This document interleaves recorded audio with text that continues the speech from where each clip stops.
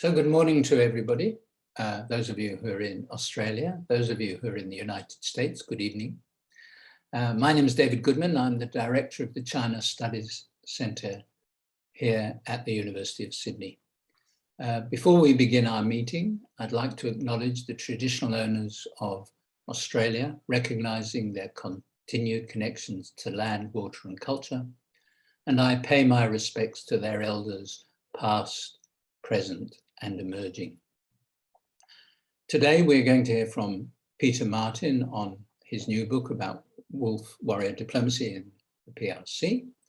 I'm going to hand over to Jingdong Yuan from the Department of Government and International Relations here at the university, and he's going to introduce and chair the session. Over to you, JD. Thanks very much, David. Good morning and evening to our audience.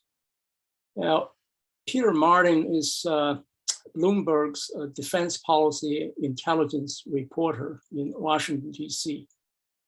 And he has previously based in Beijing, where he wrote extensively on the China-US relations, in particular in recent years, the growing tension and the rivalry between the two great powers.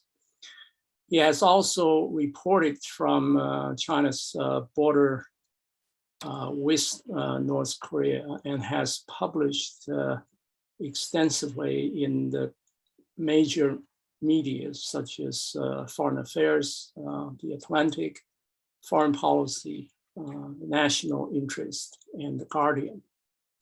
Now, today we're going to hear from Peter about this phenomenon of what is characterized as the warrior diplomacy in China. The title of the book is The Civilian Army. Now, as China emerges as a great power in the world, second largest economy, and so on, to surpass the United States as the largest economy in the world. And with Xi Jinping's signature projects, one is the Belt and Road Initiative. The other is his promotion of this community of shared destiny for mankind. You would imagine, of course, the Chinese diplomats would be busy at work in promoting and polishing Chinese image and promoting China as a great stakeholder in the international system. But we have observed, of course, many contradictions between what Chinese leaders want to project and what they want to achieve, and what their frontline soldiers, that is the diplomats, what they are doing in the world in helping to promote Chinese objectives and polish Chinese image. So what explains this apparent contradiction? And today we're very fortunate to have Peter to talk about these, the structure of the system, the origin of the Chinese diplomatic corps, and how Chinese practice and presentation of diplomacy and over the past 70 years, and how and to what extent their practice of diplomacy, their advocacy of Chinese policies can have an impact, not only back to the domestic audience, but most importantly, in the world, as countries observe China's rise and are expecting China to play a more important role in the international system. So we will have about 30 minutes of talk from Peter, and you can have your questions. You can write your question in the Q&A segment that is in the right bottom of the on the screen, and I will select questions and pose them to Peter. So over to you, Peter. Well, terrific. Thank you so much for hosting me, and good morning to all of you. It's been dark for about 3 hours here in Washington. But so I thought I'd talk a little bit about how I came to write the book, and why I focused on Chinese diplomats, and then get on to some of the key arguments and findings. And I think the Q&A is going to be a lot of fun. I always enjoy that more than the sound of hearing myself speak about the book. So I guess the context for this is that I arrived back in China in early 2017. I'd previously lived there, but I'd been away for a few years in India and then in the US. And of course, I was immediately struck by the extraordinary progress that China was making in terms of its economic development, its growing military might, its technological progress. China's economy was beating estimates. Xi Jinping was rolling out his Belt and Road initiative across the world. The People's Liberation Army was busy militarizing artificial islands in the South China Sea, building China's first overseas military base in Djibouti, and maybe most importantly of all, the Trump administration and its predilection for picking fights with US allies and criticizing multilateral institutions just seemed to create this extraordinary and even historic opportunity for China to kind of step up and take on a global leadership role and really make its case to the world. But as I watched this unfold from my perch as a political journalist in Beijing, and attending foreign ministry briefings and kind of engaging with Chinese foreign policy, it became clear, and increasingly clear, that somehow Beijing was failing to step up and make its case in the way that might have been expected. And that while it was incredibly effective at using inducements to win others over, in the shape of investment promises and trade deals, and it was pretty good at using coercion to stop others speaking out in ways it didn't like, somehow it really seemed to struggle with this ability to persuade others, to really communicate with the world. And if you step back and think about the kind of world that we're moving into, this is going to be a world where US power slowly but steadily recedes, and there are multiple centers of influence around the world. And I think any country that's able to really master the ability to communicate, to persuade, to use diplomacy is going to command a major advantage in that kind of world. And so the more I delved into that theme, the more I came to see Chinese diplomats as really a kind of microcosm of China's broader struggle to communicate. And you can see it on a personal level. When you meet Chinese diplomats one-to-one, they can come across as kind of suave, funny, sophisticated. They speak multiple foreign languages, have lived overseas for decades. Some of them have degrees from fancy places like Georgetown and the LSE. And they're very well-read and pretty impressive people. But then when they get up on the podium in the foreign ministry, or they sit down across the table from their foreign counterparts, they become kind of stilted, rigid, ideological, and of course, in recent years, increasingly aggressive. So I kind of got curious about what are the roots of this behavior? What's the system that has produced this disconnect between these talented people and these outcomes that are so unappealing to many people on the outside? And so I was conducting interviews in Beijing, talking to as many Chinese officials as I could, and talking to foreign officials who spent their careers interacting with Chinese diplomats. But most of all, I started to rely on a set of about 100 memoirs by former Chinese diplomats, which really told their stories from 1949 all the way through to recent years. And these are people who had been cultural attaches in New Zealand, or ambassadors to the US, you know, the kind of a full span of different types of careers and experiences and regions. And they're pretty dull books, and they're kind of hard work, but hidden among the details are little moments that offer glimpses, I think, in what it's like to be on the front lines of Chinese diplomacy. So I thought this would be a good source base for a book. And when I started out in this project in 2017, this was a pretty niche topic, which I thought was going to appeal mainly to kind of foreign policy, or, you know, China nerds and China foreign policy nerds. But as the years rolled on, Chinese diplomats started acting out in this pretty remarkable and aggressive way, you know, spreading conspiracy theories about the origins of COVID-19, barging into the office of Papua New Guinea's foreign minister, getting into a literal fist fight in Fiji, where a Taiwanese diplomat was put into a concussion, shouting at foreign counterparts. You know, the list goes on. And of course, that behavior has come to be known as wolf warrior diplomacy. And it's really put a human face, I think, on this much broader notion that China is a threat to the outside world.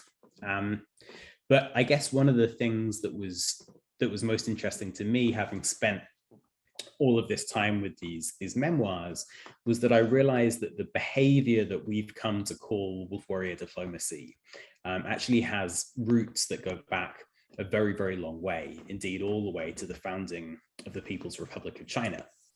So in 1949, when the PRC was founded, China basically had no diplomats to speak of.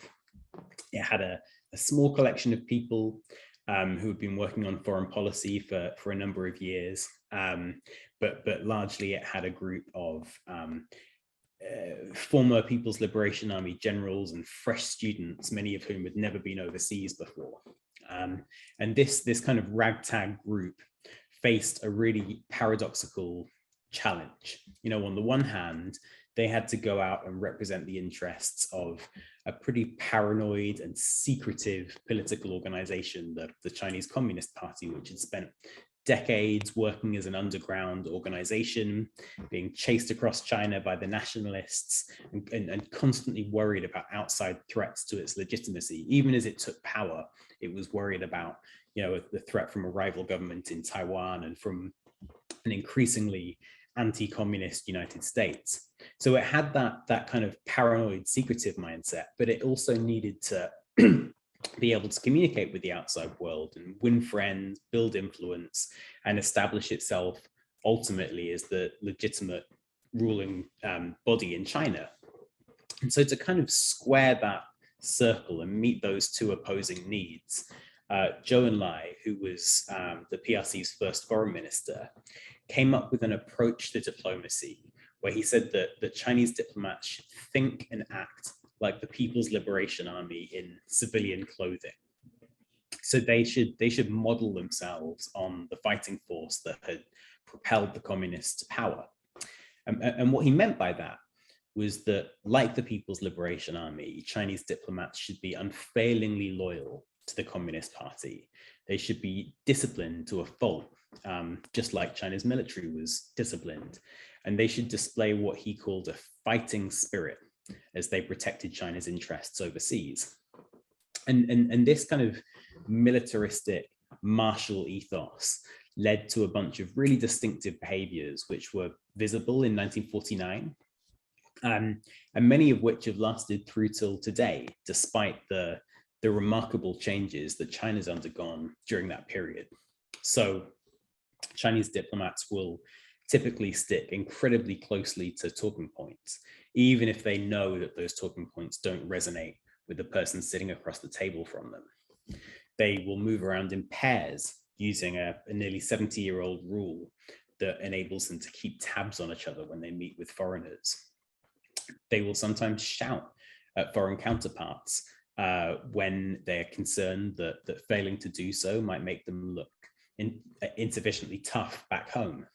And they'll elevate even the smallest of perceived slights or insults sometimes into major international incidents because they worry that they'll look disloyal if they fail to do so.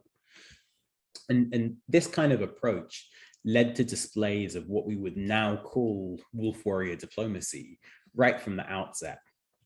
So in 1950, this veteran revolutionary called Wu Xiuquan, one of China's first top diplomats, the guy had like a bullet scar across his forehead and was really a kind of hardened communist. And he led a delegation to the United Nations in New York, and he delivered a speech which Time magazine described at the time as 2 awful hours of rasping vituperation, which gives you some idea of the mood that Wu managed to create in the room in New York.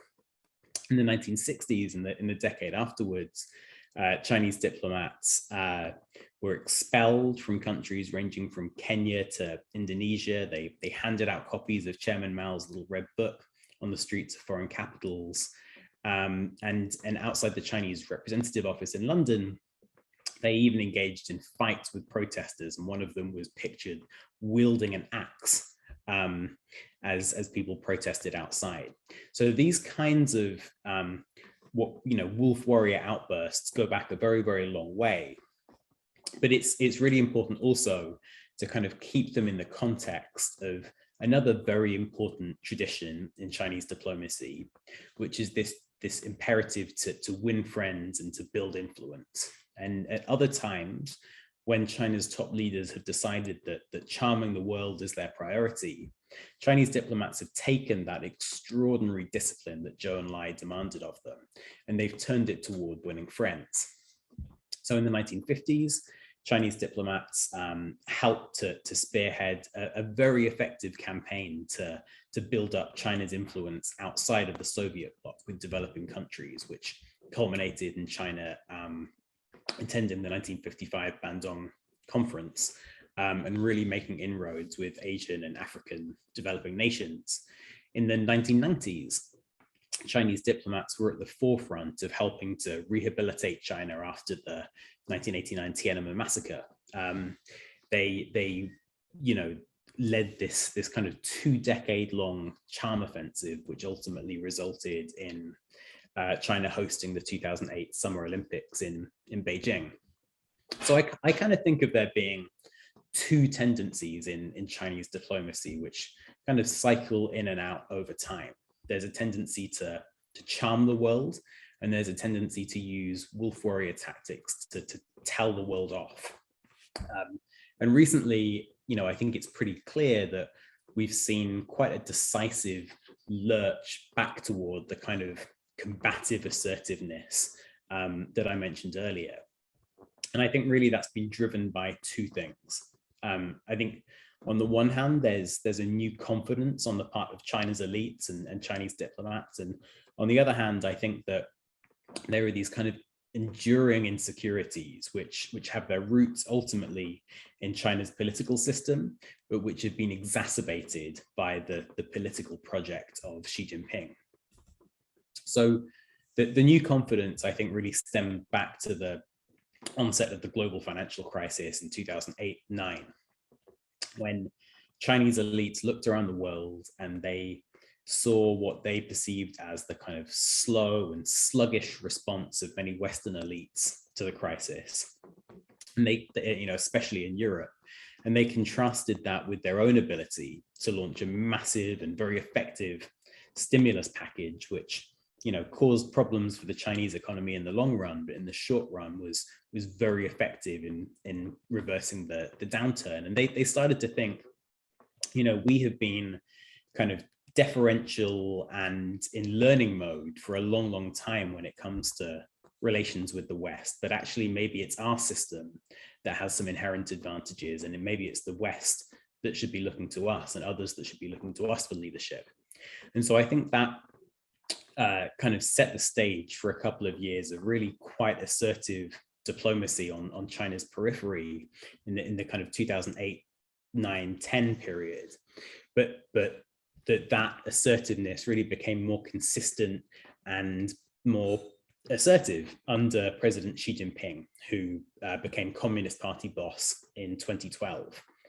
And what's happened under Xi is that China's political system has become an increasingly tense and even scary place.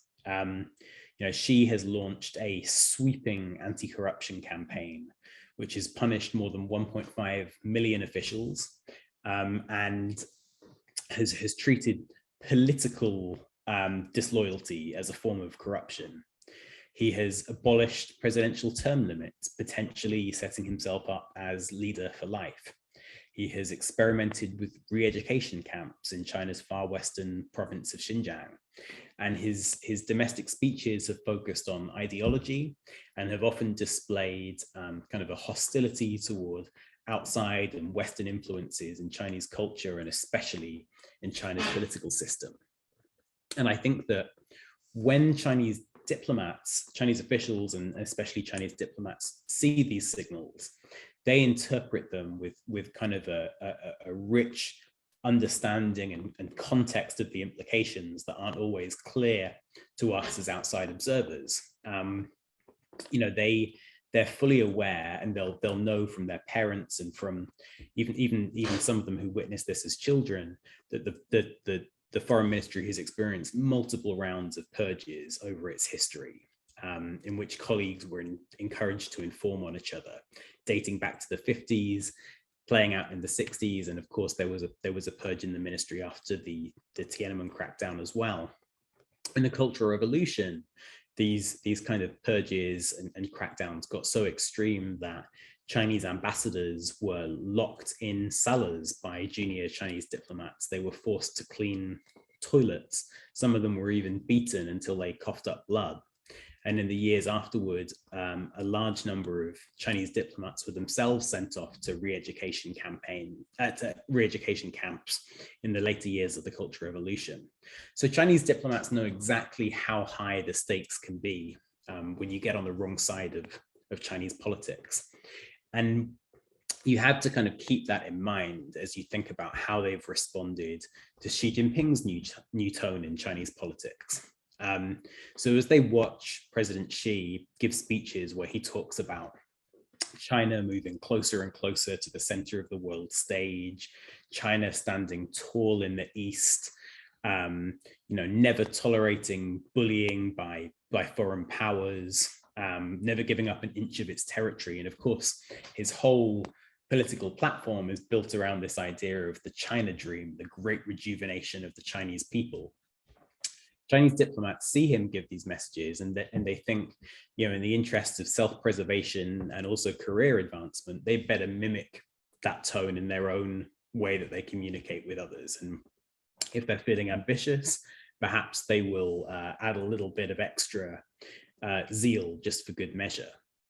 And so I think that all of this kind of set the stage for this new brash and assertive style of diplomacy that we've come to call wolf warrior diplomacy. And that approach really went into high gear after the outbreak of the coronavirus pandemic. Once again, China was under attack from on all fronts for its role in the origins of the virus. But it also felt like its model had been vindicated, and that China had dealt more effectively with the crisis than the United States and many other Western countries.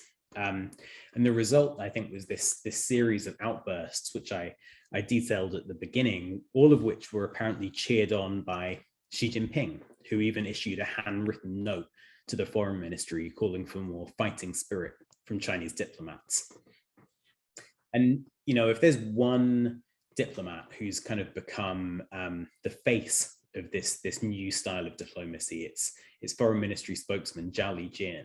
So Zhao was this relatively obscure figure who was posted to China's embassy in Islamabad, and he managed to get himself into a Twitter spat with former US National Security Advisor Susan Rice, and that spat kind of rocketed him to domestic stardom in China. It resulted in him being promoted to spokesman of the foreign ministry, making him one of the most high-profile faces, not just of the foreign ministry, but of the whole Chinese government. And when he returned to his office in Beijing from his overseas posting, actually a group of young nationalist Chinese diplomats stood outside his office and literally applauded his return as he approached the door.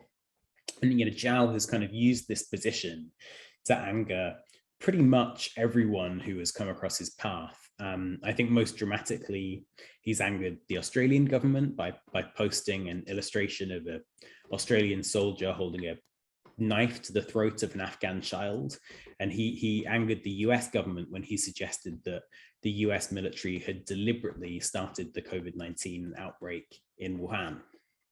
But Zhao is really just one of a whole cast of characters who have indulged in this kind of new assertive behavior.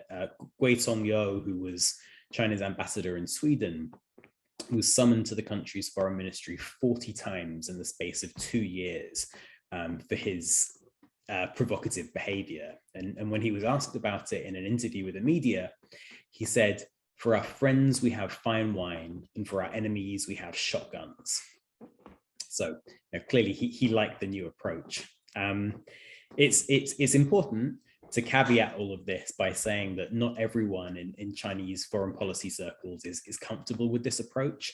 And some people even have gone as far as to disagree with it publicly. So Yuan Nansheng, who was China's former consul general in San Francisco, has warned about a trend toward extreme nationalism in Chinese foreign policy, which risks alienating others.